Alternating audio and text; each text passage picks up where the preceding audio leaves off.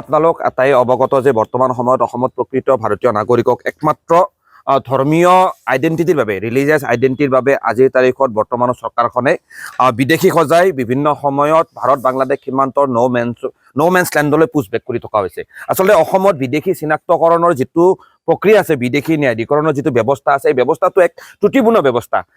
Foreigners act 1946 অনুসৰি যি অসমত বিদেশী চিনাক্তকৰণৰ ব্যৱস্থাটো চলি আছে বা ফৰেইনাৰ্ছ অৰ্ডাৰ 1964 অনুসৰি অসমত যি বিদেশী ন্যায়াধিকৰণ প্ৰতিষ্ঠা কৰা হৈছিল, আমি বিভিন্ন সময়ত এইখিনি অভিযোগ স্পষ্টভাৱে উত্থাপন হৈছে যে এই বিদেশী ন্যায়াধিকৰণৰ যিসমূহ অপিনিয়ন, সেই অপিনিয়নসমূহ বিভিন্ন সময়ত একেবাৰে বাইছ এক নীতিৰ জৰিয়তে ফৰেইনাৰ্ছ ট্ৰিব্যুনেলৰ মেম্বাৰসমূহে দি আহিছে।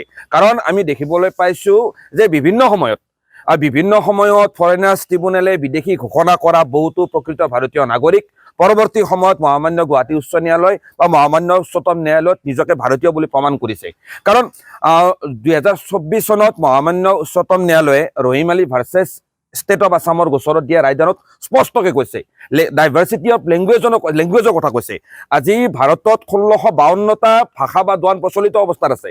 তাৰ ভিতৰত বহুকেইটা ভাষাক ভাৰতীয় সংবিধানে স্বীকৃতি দিছে। প্ৰতি 20 কিলোমিটাৰ মূৰে মূৰে আমাৰ অসমীয়া ভাষাটোৰ কথনশৈলী পৰিৱৰ্তন হয়। তো তেনেকুৱা ক্ষেত্ৰত কোনোবা এজন ব্যক্তিৰ নাম ভোটাৰ তালিকাত ভুলকৈ থকা এইটো সাধাৰণ কথা। এইটো মহামান্য উচ্চতম ন্যায়ালয়ে Rahim Ali versus state of আছামৰ গোচৰত 2024 চনত স্পষ্টকৈ কৈছে। আজি সংবাদ মাধ্যমৰ বন্ধুসকল, আপোনালোকেও এইখিনি কথা যদি তদন্ত কৰে নিশ্চয় ওলাব যে আজি আপোনাৰ নামটোৱে হওক বা আপোনাৰ পিতৃ মাতৃৰ নামেই হওক, আপোনাৰ ককা আইতাৰ নামেই হওক, আজু ককা আজু আইতাৰ নাম হওক, ক'ৰবাত নহয় ক'ৰবাত ভোটাৰ তালিকাত ভুল আছে, বয়সৰ তাৰতম্য আছে। এই নামৰ ভুল আৰু বয়সৰ তাৰতম্যৰ বাবে আজিৰ তাৰিখত বিদেশী ন্যায়াধিকৰণৰ সদস্যসমূহে, ফৰেইনাৰ্ছ ট্ৰিব্যুনেলৰ মেম্বাৰসকলে আজি বহুতো প্ৰকৃত ভাৰতীয় নাগৰিকক চৰকাৰৰ নিৰ্দেশত আজি বিদেশী সজাই আছে আৰু সেই ব্যক্তিসকলক ডিটেনশ্যন কেম্পত বন্দী কৰি ৰখা হৈছে।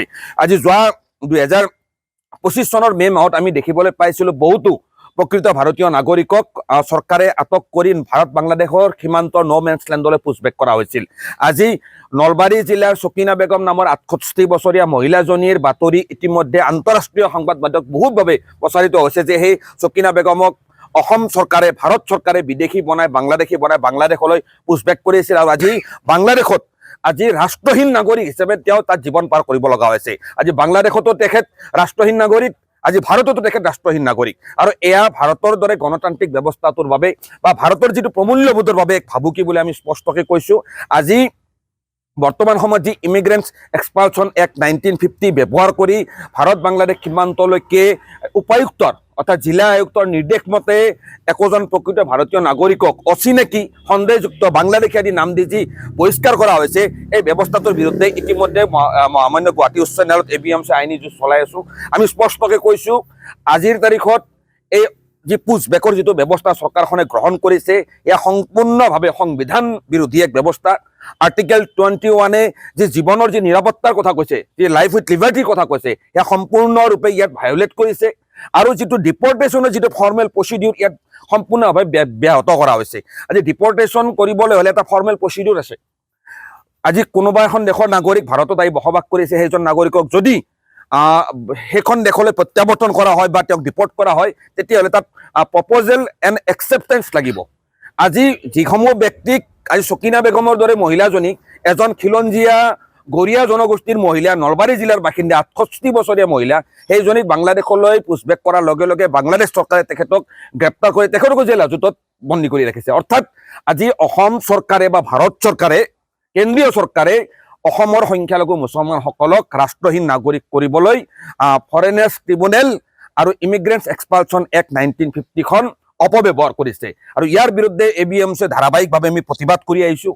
এই অবৈধ পুছবেক আজি BTC অঞ্চলটোৰ পৰা আমি কিছুদিন আগতে সংবাদ মাধ্যমত দেখিবলৈ পাইছোঁ, বহুতো BTC অঞ্চলৰ বিভিন্ন জিলাৰ প্ৰকৃত ভাৰতীয় নাগৰিক আজি বাংলাদেশৰ অলিয়ে গলিয়ে ঘূৰি ফুৰিব লগা হৈছে।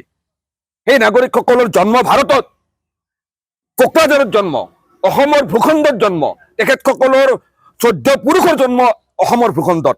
সেই নাগৰিকসকলক আজি একমাত্ৰ ধৰ্মীয় পৰিচয়ৰ বাবে, একমাত্ৰ ভোটৰ ৰখাত এটা কৃত্ৰিম এটা নেৰেটিভ সৃষ্টি কৰিব বিচাৰিছে যে ভাৰতীয় বাংলাদেশী নাগৰিকক ভাৰতৰ পৰা বহিষ্কাৰ কৰা হৈছে। এয়া সম্পূৰ্ণভাৱে অসমৰ ভাৰতীয় মুছলমান নাগৰিকক ৰাষ্ট্ৰহীন নাগৰিক কৰাৰ এটা ষড়যন্ত্ৰ।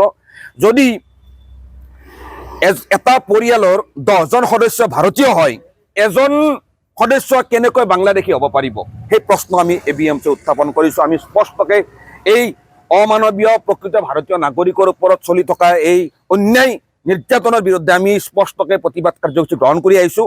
অহা 21 জানুৱাৰী তাৰিখে অসমৰ সংখ্যালঘু ৰাইজৰ নাগৰিকত্বক লৈ যি চৰকাৰখনে যি এই অন্যায় বা ষড়যন্ত্ৰমূলকভাৱে যি ব্যৱস্থা গ্ৰহণ কৰিছে, এই ব্যৱস্থাৰ বিৰুদ্ধে আৰু বৰ্তমান সময়ত সমগ্ৰ অসমত চলি থকা যি উচ্ছেদৰ প্ৰক্ৰিয়া, আজি ভূমিহীন মানুহৰ ওপৰত যেনেকৈ বুলডোজাৰ চলাই দিয়া হৈছে, এই প্ৰচণ্ড শীতত আজি সাধাৰণ খাতি খোৱা মানুহক ভূমিপট্টা প্ৰদান কৰিব বাদ দি আজি যুগ যুগ ধৰি বিভিন্ন চৰকাৰী মাটিত বসবাস কৰি আছে, সেইখিনি মানুহক ভূমিপট্টা দিব বাদ দি আজি যে বৰ্বৰভাৱে উচ্ছেদ চলাই আছে, তাৰ বিৰুদ্ধে আমি তামোলপুৰত অহা 21 জানুৱাৰী তাৰিখে আমি বিশাল জনজাগৰণ সভা অনুষ্ঠিত কৰিম আৰু অহা 28 জানুৱাৰী তাৰিখে কোকৰাঝাৰ চহৰৰ মাজমজিয়াত আমি বিশাল জনজাগৰণ সভা অনুষ্ঠিত কৰি আমি এই ধৰণৰ অন্যায়, অসাংবিধানিক, বেআইনী কৰ্মকাণ্ডৰ বিৰুদ্ধে আমি প্ৰবল জনমত গঠন কৰাৰ চেষ্টা কৰিম। পৰৱৰ্তী পৰ্যায়ত এই আন্দোলন গুৱাহাটীলৈকে যাব, তাৰ পৰৱৰ্তী পৰ্যায়ত এই আন্দোলন আমি নতুন দিল্লীৰ যন্তৰ মন্তৰলৈকে আকৌ আমি সম্প্ৰসাৰিত কৰিবলৈ বাধ্য হ'ম। কথা এটাই, ভাৰতীয় নাগৰিকৰ সংবিধান প্ৰদত্ত অধিকাৰ ধৰ্মীয় পৰিচয়ৰ ভিত্তিত ৰাজনৈতিক অংকত কাঢ়ি দিবলৈ কাকো দিয়া নহ'ব।